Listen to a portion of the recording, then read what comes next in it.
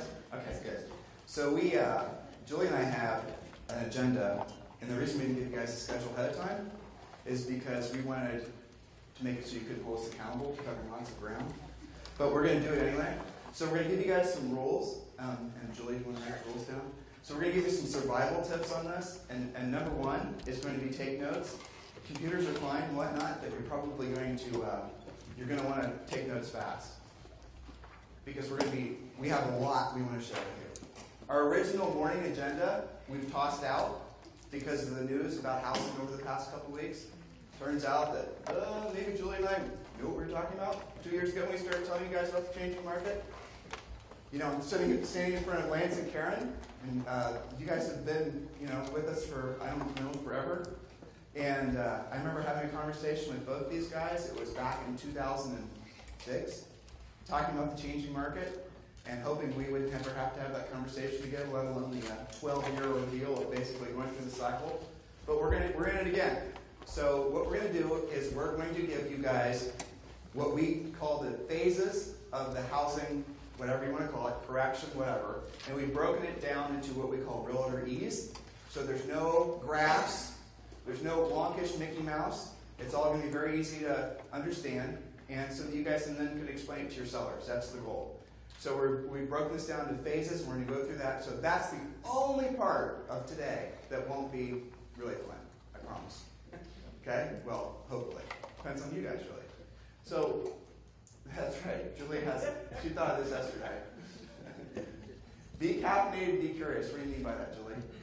Pay attention. We're going to cover so much ground. I know for some of you, it's going to be, well, that's kind of interesting. Maybe, I don't know much about that. It's okay to say, I don't know. It's okay to say, why is it you're saying that? So be caffeinated, be awake. Harrison's falling asleep. I got to pinch her. Come on, we're in the same time zone. She didn't sleep much. So be awake, be curious, keep your open mind, and trust that we've done a ton of research. We had a different program ready for you about a week ago, and then different headlines started coming out, and we researched whether the headlines had credibility, and we got deeper and deeper. Those of you who have been listening to the podcast over the past week or so know where we're going with this, and we made sure that that was the path. And so we're going to share with you not just what's happening, and we're not going to go over headlines, we're not going to read articles to you. You can find that on your own, and we've referred to them on past podcasts. We're going to walk you through the phases of a changing market so that you can look locally. It's not going to happen the same across everybody's markets, across everybody's price range, all different types of condos and commercial and luxury and normal houses. So we're going to show you how to know what's happening and when it's happening. And we're going to open with that so that you guys know what the next path is. And then it's going to get progressively more fun throughout the day. We're going to do some goal setting and lots of interesting things. But be caffeinated and curious. If we see guys getting bored, we may ask these guys to create a dance attack for you. And you're going to get up and start moving. So just so you know, you've been warned. All right, so let's just jump right in, Julie. We have a lot of ground to cover. Oh, we have a very fun, what we're going to call, and Tom, I'll need my framed certificate wherever you are. And make sure you're following the agenda, sir, Mr. Whitaker. So we're going to have a graduation ceremony that's going to be coming up for our new HCCAs. You guys will learn more about that in a second. All right, so Julie, evidently someone already snagged my notes so we're going to have to share it. Oh, okay. John, where are you? Did you take my notes for the phases thing? I did not. I handed them back. Mm-hmm. Somewhere are notes floating around, so if you see them, please get them back to us. And I'm going to grab my glasses real quick. Oh, poor old lady. Sorry. All right, so phase one. You'd think 16-point font would have done it, but... Nope. So phase one of the housing bubble, let's just call it that. You guys can call it what you'd like. It's what we've been experiencing. But really what phase one is, now remember, this is going to be designed, this is geared for real estate agents. It's not designed for consumers. We're not on CNBC or Bloomberg right now. So what we want all of you to understand is the characteristics of phase one have been the same characteristics of phase one in the 3 previous recessions that many of you and Julie and I have been either selling real estate or been coaching. We've been coaching now longer than we sold real estate. But phase one is characterized by big teams, sound familiar, mega teams, expansion teams, the word teams. Teams, as you guys know, because a lot of you listen to our podcast every day, started in the 90s. It's not a new thing. It's new if you've only been in the business for a few years. But teams are one of those things that people put a lot of emphasis on, throw a lot of money behind, And those are one of the first things that you start to see go away when we're in phase 2, which we'll talk about in a second. The other thing you see a lot in phase 1 is you see branding. You see a lot of ego-type things. Things where agents are saying, I'm making so much money, I don't know what to do to make more money, and someone's telling me, who must be smarter than me, that I'm supposed to be doing branding. You know, branding has manifested itself now into Facebook likes or followers. I was just thinking about this the other day. You guys remember it wasn't so long ago that if you ran a cult, people that followed you were called followers? Now I see Twitter followers and Facebook followers. How did that happen? Julie? Everybody's got their own cult, I guess. I don't know. So agents spending money, as you said, on things from what we would call the ego bucket.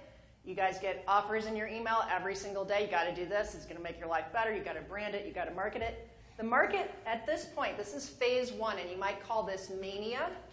Prices rise at an accelerating rate as factors like different bank liquidity, loose credit, lots of different reasons. This has been your last 5 to 6 years for most of you, okay? The market reinforces not doing what you don't want to do when you don't want to do it at the highest level because homes are selling themselves. Why do you need to do the hard work? Agents often will feel like rock stars, not necessarily because of their skill, but because the market is covering all of that up. That starts to dwindle as things change. Lots of emphasis on mindset, mystical things, you would say woo-woo, right? Mm-hmm. Very little emphasis on skills. Flat fee brokers and discount models, which claim to be revolutionary, start to come out of the woodwork.